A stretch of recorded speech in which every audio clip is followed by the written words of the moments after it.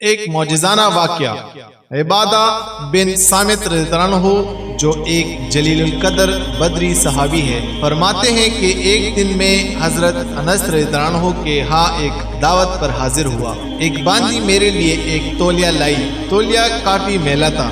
حضرت انس رضی اللہ عنہ نے کہا کہ اس کو صاف کر کے لے آؤ۔ وہ باندی باغی گئی اور جلتے تندور میں اس تولیے کو ڈالا اور اٹھا کر واپس لے آئی۔ میں نے دیکھا کہ وہ تولیہ بالکل صاف ستھرا میرے سامنے تھا۔ مجھے حیرانگی ہوئی۔ میں نے حضرت انس رضی اللہ عنہ سے پوچھا کہ اس میں کیا راز تھا۔